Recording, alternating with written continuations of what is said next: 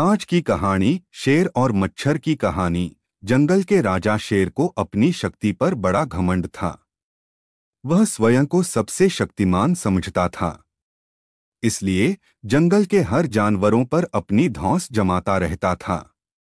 जंगल के जानवर भी क्या करते, अपने प्राण सबको प्रिय थे, इसलिए न चाहकर भी शेर के सामने नतमस्तक हो जाते। एक दिन दोपहर के समय शेर एक पेड़ के नीचे सो रहा था। वहीं एक मच्छर भिनभिना रहा था, जिससे शेर की नींद में खलल पड़ रहा था। वह एक मच्छर से बोला, ए मच्छर, देखता नहीं मैं सो रहा हूं? भाग यहां से, नहीं तो मसल कर रख दूंगा।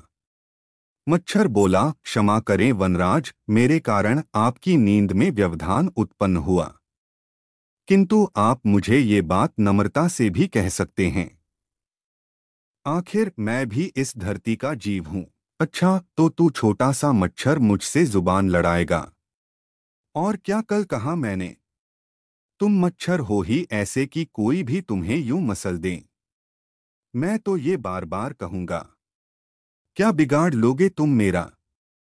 मच्छर को शेर की बात और व्यवहार बहुत बुरा लगा।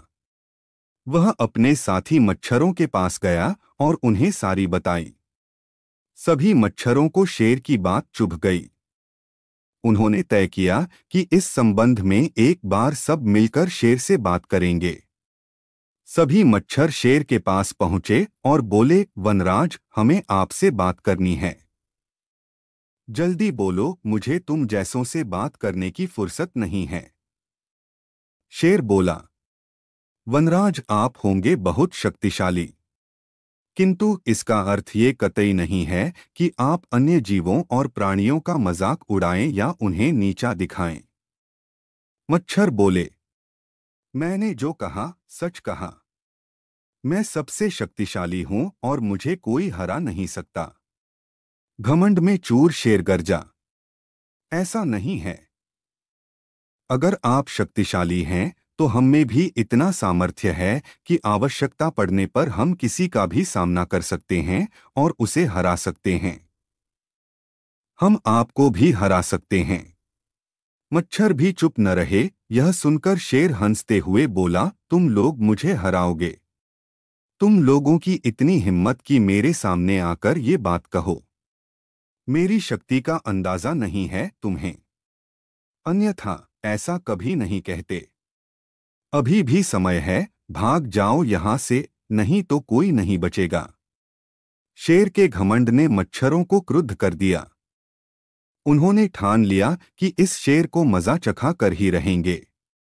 वे सारे एकजुट हुए और शेर पर टूट पड़े। वे जगह जगह उसे काटने लगे। वह दर्द से कराह उठा। इतने सारे मच्छरों का सामना करना उसके बस के बाहर हो गया। वह दर्द से चीखता हुआ वहां से भागा, लेकिन मच्छरों ने उसका पीछा नहीं छोड़ा।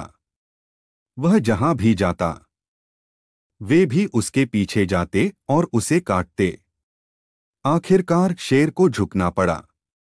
उसने हार मान ली। वह मच्छरों के सामने गिड़गिड़ाने लगा, मुझे बख्श दो, मुझसे गलती हो गई जो मैंने तुम्हें तुच्छ समझकर तुम्हारा मजाक उड़ाया और तुमसे बुरा व्यवहार किया। आज तुमने मेरा घमंड तोड़ दिया है। अब मैं कभी किसी को नीचा नहीं दिखाऊंगा। मच्छरों ने शेर को सबक सिखा दिया था, इसलिए उन्होंने उसे काटना बंद कर दिया। वे बोले, घमंडी का घमंड कभी न कभी अवश्य टूटता है। आज तुम्हारा टूटा है।